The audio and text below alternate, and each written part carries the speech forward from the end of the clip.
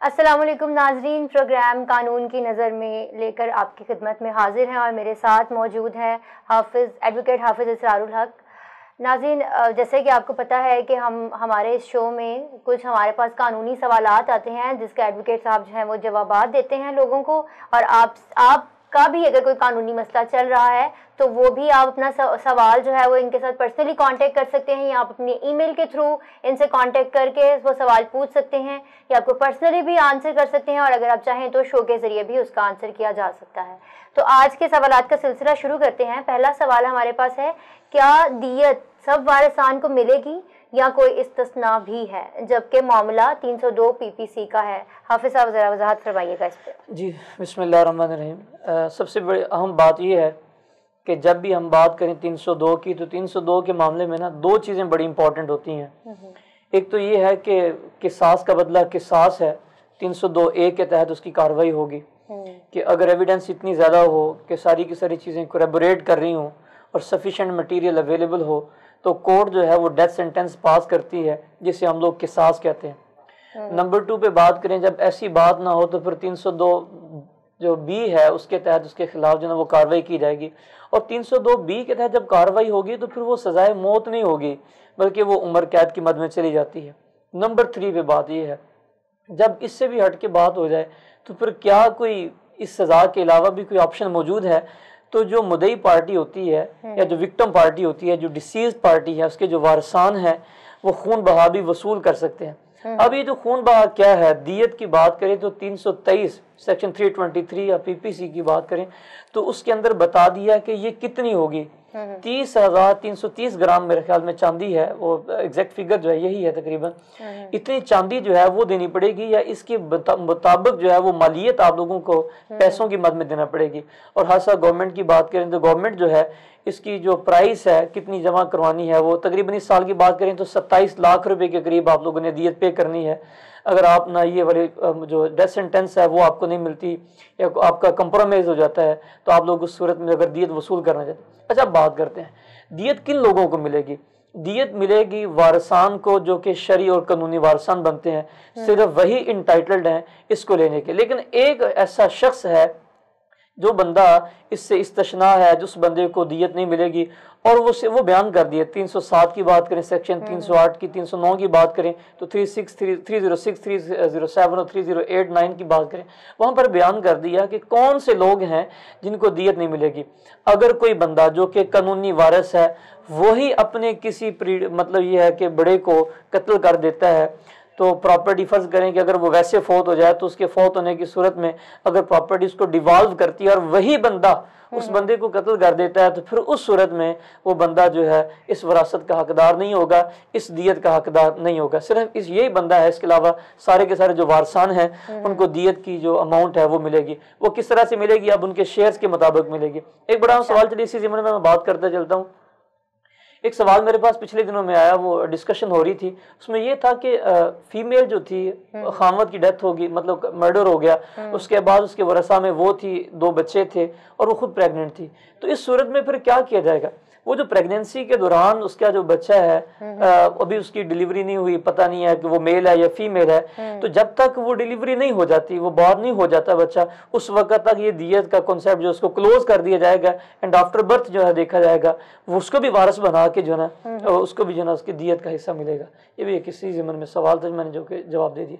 तो सिर्फ एक बंदा है जो कि खुद अपने मतलब जिससे उसको प्रॉपर्टी इनहेरिट करनी सी उसको मर्डर कर देता है, मतलब कत्ल कर देता है, तो फिर उसकी वो इनहेरिटेंस जो उसको नहीं मिलेगी। अदरवाइज सारे के सारे लोगों को दियत भी मिलेगी और विरासत भी मिलेगी। ठीक हो गया।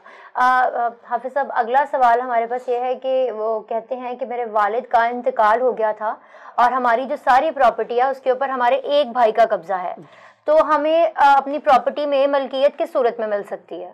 अच्छा, इसमें कब्जा की बात हो रही होगी मेरा ख्याल है कि कब्जा कैसे मिल सकता है। अब इसमें आम बात ये है कि जब भी प्रॉपर्टी की बात की जाए तो 2 तरह की बात होती है। एक ये है कि अगर तो जैसे मतलब को शेयरर्स हैं, अब ये सारे बहन भाई जो हैं वो को शेयरर्स थे, तो को शेयरर्स होने की सूरत में कॉन्सेप्ट थोड़ा सा चेंज हो जाता है। अगर वो को शेयरर ना हो और कोई दूसरा बंदा जो कि प्रॉपर्टी के ऊपर काबूज हो और हम लोग उससे पोजेशन लेना चाहें, तो कानून जो है लिमिटेशन एक्ट की बात करें तो लिमिटेशन एक्ट जो है वो भी इसके ऊपर एप्लीकेबल होगा कि कितने अरसे के अंदर आप लोग जो है पोजेशन को क्लेम कर सकते हैं। कानून ने जो इसके लिए टाइम दिया, आर्टिकल 149, 147, 148 जो है इसका लिमिटेशन एक्ट का, वो इसके बारे में इलेबोरेशन दे रहा है कि आप लोगों ने अगर पोजेशन को क्लेम करना है तो पोजेशन जो है वो आप कितने अरसे के अंदर क्लेम कर सकते हैं।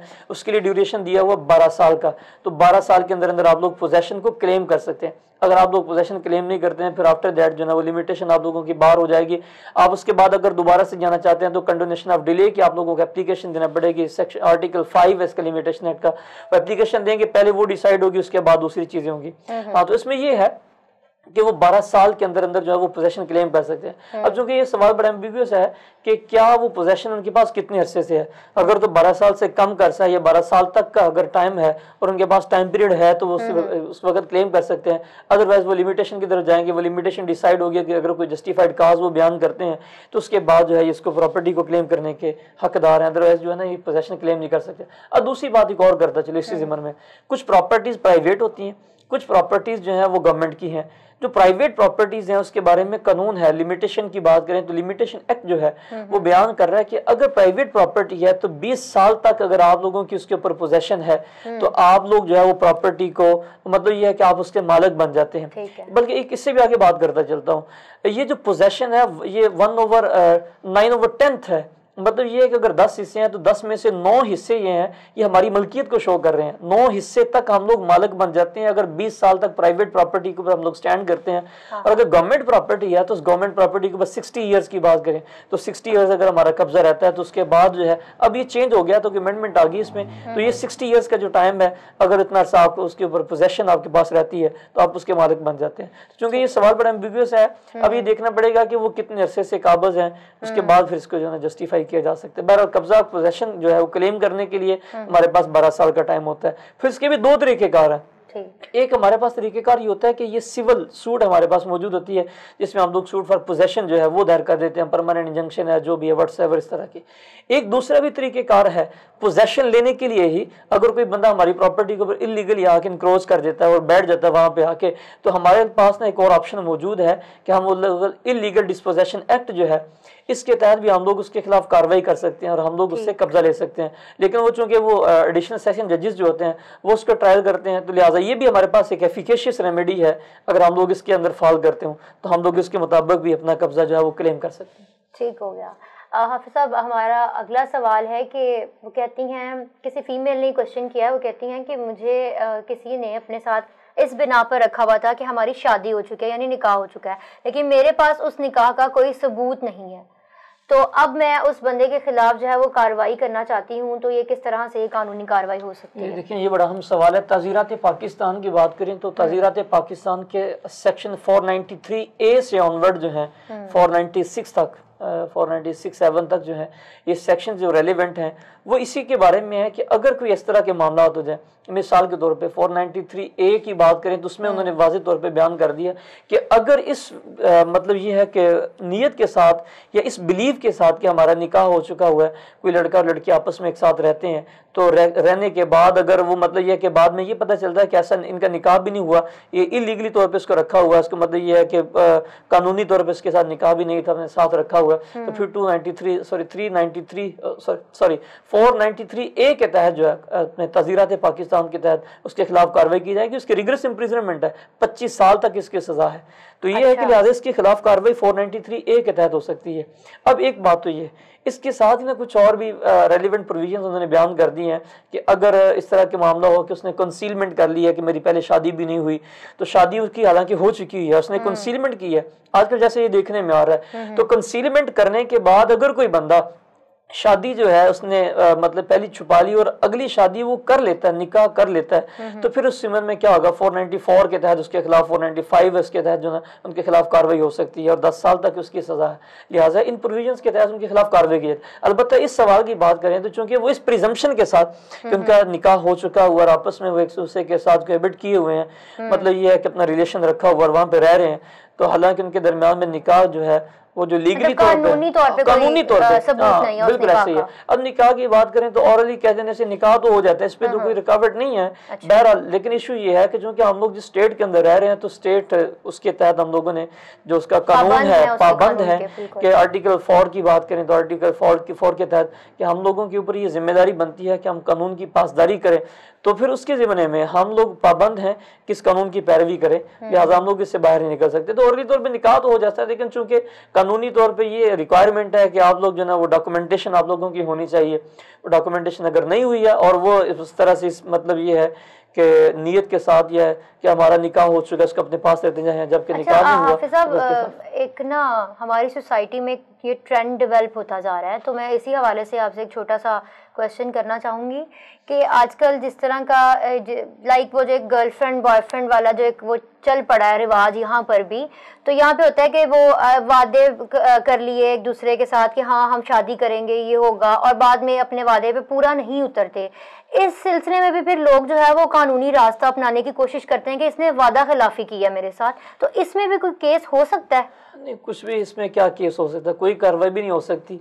अब ये जो आपने बात की है वादे वईद करने वाली बात, ये तो ठीक है, आम ट्रेंड चल रहा है, लेकिन कानूनी तौर पे इसकी कोई अहमियत नहीं है, किसी किस्म की कोई अहमियत नहीं। हाँ, एक बात मैं आपको करता चलूं, क्योंकि एग्रीमेंट दो तरह के होते हैं। एक तरह का एग्रीमेंट है कि हमने ऑरली तौर पे इनसे बात की, एडजस्टमेंट करना चाह रहे हैं हम लोग, या हमने बात कर दी, कमिटमेंट कर दी कि हम लोग निकाह करेंगे। तो ऑरली तौर पे एग्रीमेंट दो तरह से होता है। कॉन्ट्रैक्ट एक्ट की बात करें तो एग्रीमेंट दो तरह से, एक रिटन एग्रीमेंट है और एक ओरल एग्रीमेंट है।